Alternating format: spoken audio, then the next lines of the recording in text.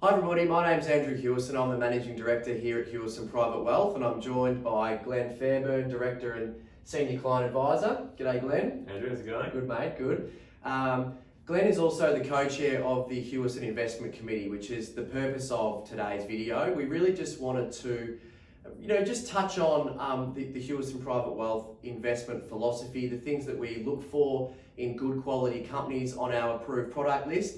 And I'm also going to challenge Glenn to give a couple of examples just of some latest inclusions onto the APL and the reasons why we like some of these investments. To kick off, just to really briefly touch on our investment philosophy, we employ what we call a strategic asset allocation, which is one where we set the strategy according to our clients' goals and objectives. It's not a strategy that we change. It really is set for the very long term. So we're not advocates of say timing the market, which I know there's quite a number of advice firms out there at the moment which are doing. Probably some have been quite surprised by the speed of the recovery and are probably still sitting in cash because that's what timing the market is, and that's why you can come unstuck. Whereas we employ what we call a rebalanced approach, which is if one asset class is outperforming another, we tend to take profits according to the asset allocation and redeploying that money into other asset classes which have may drifted or become underweight according to that long-term approach. So Glenn, if you wouldn't mind kicking off by perhaps just giving us a bit of an introduction as to what are the kinds of attributes we might look for in a company when including them on the APL. Yeah, look, I think more so from a top level, when we're assessing investments or constructing portfolios or even adding investments to our approved product list, one of our core philosophies that we've had for over 30 years is that direct investment approach. And whether that be on the Australian share side of things, if we can, obviously we love owning those shares directly. And it's the same with property, whether that's office or industrial property. We do prefer to go direct into those markets as opposed to a managed or unitized type structure where you're sort of pooling your funds together and you don't know where you're investing. And I suppose one of the primary reasons that we prefer that approach is that one, it gives our clients visibility. They know where they're investing, they know where their assets are being deployed. But I suppose the overwhelming advantage of that approach, in particular, as we're seeing in the current environment, is that predictability of income. Yeah. So at the moment, obviously markets are quite volatile and clients are seeing their portfolios fluctuate in value. But if you've got a very well balanced, diversified portfolio and it's direct, at least you know what the income outcome is going to be. And even if that's reducing a little bit because some companies are cutting dividends, at least you can plan around that. And at least you can have some predictability as to what your return might be. You may not know what the capital growth is going to be, but at least you have an idea as to what that income outcome is going to be. And that's really important, in particular if you're in that drawdown phase. Yeah, 100%. I think it's something we talk about a lot in that the long term, if you're investing in good quality companies and good quality assets over the long term, we know there's going to be fluctuations, but the capital growth will look after itself. Yeah. But what we really need to protect, in that short term, as you say, is the predictability of the income. So that's really good sort of good wise words there. So Glenn, going out on a bit of a limb, I suppose, or not. We're not going out on a limb, I suppose. Involves making predictions, which we're not doing today. We obviously have an approved product list, and it doesn't include, tens and tens of companies. It's pretty tight. It's pretty refined. We have seen some great opportunities in the last sort of 3 months or so. Yeah. Would you like to sort of give a couple of examples of the quality companies we've included on the APL? Yeah, and look, just to go back a step, when we're putting together, if we're focusing on the Australian shares, it's important to separate speculating with investing. Now, speculating is when you're just buying and selling shares on a day-to-day basis because you think they might go up. So you want to take an opportunity. It's almost like gambling. You might toss a coin and pick a stock, whatever it may be. What we try and do is invest, and that means buying a company, and as Warren Buffett would say, you're basically owning this company. So take a long-term view. Now, the advantage of taking that long-term view is that you can take advantage of other people's fears and anxiety with what's happening in the market. Because what tends to happen in a rising market and in a falling market is investors overreact and they panic. And through that panic, they make irrational decisions. And there's two stocks that have been on our APL for a little while, but they've probably become greater value as a reaction to what's happening with COVID-19 and the market fear around that. One is Invocare. Now, Invocare is a funeral services company. It's got 30% market share, so very, top 100, very strong business. But obviously with what's happening with COVID-19, there's restrictions on how many people can attend funerals. So if you're a short-term investor, maybe a fund manager who's looking at returns over 6 to 12 months, are you going to own that stock? You'd probably say no, because their earnings could be nothing. Their earnings could be down substantially. But as a result of that market reaction, the share price falls 30, 40%. Now we can take a step back because we've got that long-term view. We're not looking at what's the return from this company going to be in the next 6 to 12 months. We're saying, what's it going to be in 5, 6, 7 years? Now, no one knows how long COVID-19 is going to hang around for, how long restrictions are going to be in place. And when I talk to clients, you can ask them, what do you think is going to happen in the next 6 months? People say, well, I'm not really sure. 12 months, oh, maybe it's getting a bit better. The longer you look out, 2, 3, 4, 5 years, most people would think that we're probably beyond the restrictions that we're in now. So if you take that longer term view with a company like Invocare, you can say, well, if the number of people attending funerals is likely to increase over the next 3, 4, 5 years and the share price of this company's fallen 40%, potentially that's a good opportunity. So that's one really good example where the market's overreacted.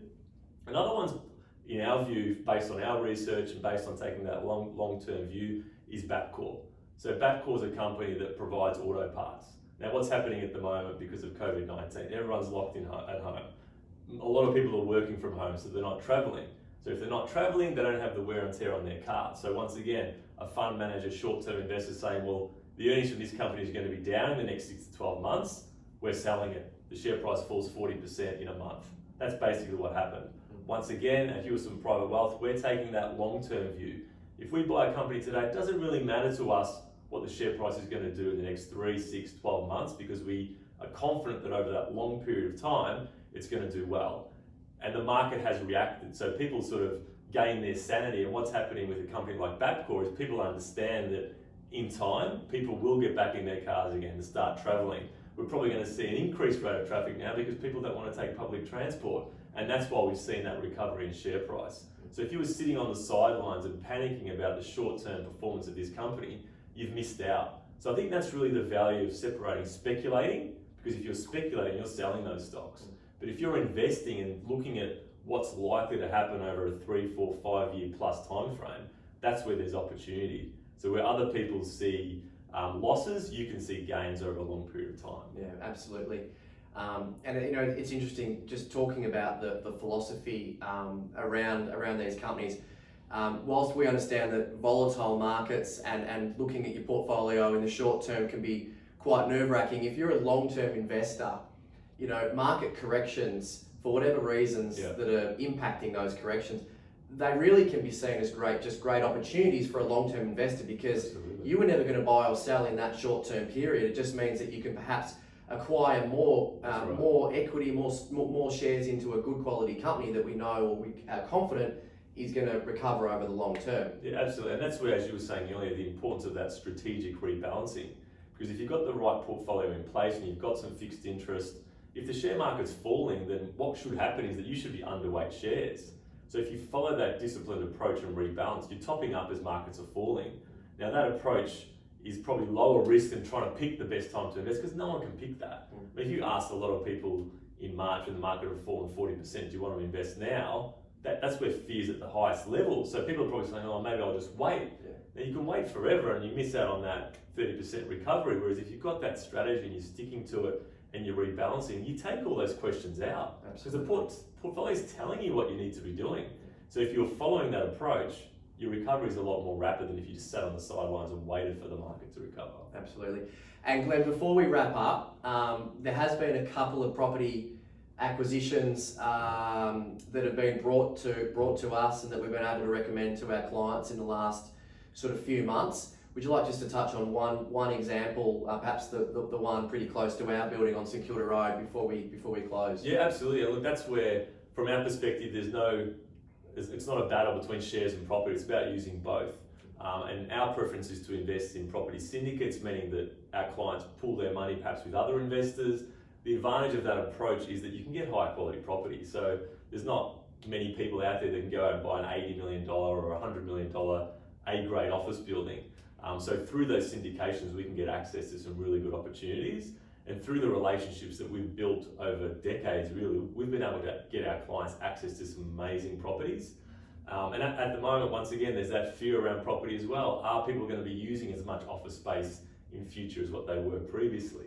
But once again, in our view, that's a short-term approach, isn't it? It's a short-term sentiment. So take that long-term view. We were fortunate enough to be given the opportunity to invest in a high-quality office building on St Kilda Road with good, ASX top 100 tenants. The property was bought at below replacement value, replacement cost, which is a great opportunity. 6% income and 4-year plus leases. So that sort of thing for us. But a lot of people, they're probably thinking that sounds pretty simple, and simple can be good. It doesn't have to be this convoluted structure or this development opportunity. There's opportunities to buy good quality office investments within Melbourne or other CBDs that are close to the city. This particular building is very close to the new rail network. So as a long-term investor, you can get some good income along the way and potentially some value add. Another opportunity that we're looking at and investing in very soon is a space in the CBD, currently a mix of retail and office. The manager that we're working with is looking at that as a long-term play. So the current rental per square metre is about $300 for retail that they're paying at the moment, a sale and lease back. The average in that area is 2,000 square metres. So this is probably, that second property is more of a long-term opportunity where the income might be quite low in the short term, but longer term for investors that can take that sort of long-term view, through that value add, there's a potential to get 7% income down the track. So two very different opportunities. One's probably more income now and a little bit of value add, and that other one's more a lot of value add now with the long-term expectation of increased income. So with the right sort of network, we're able to bring these opportunities to our clients. Yeah, fantastic, absolutely. And look, in closing, I think it's really important to mention that as many of our clients out there would know, we manage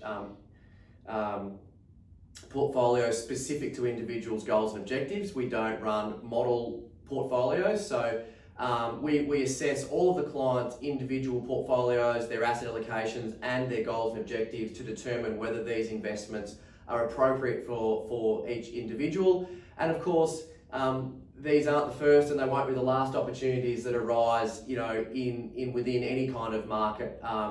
So we look forward to bringing some of these opportunities to some of our clients, and at the right time for others, there'll be other opportunities as well.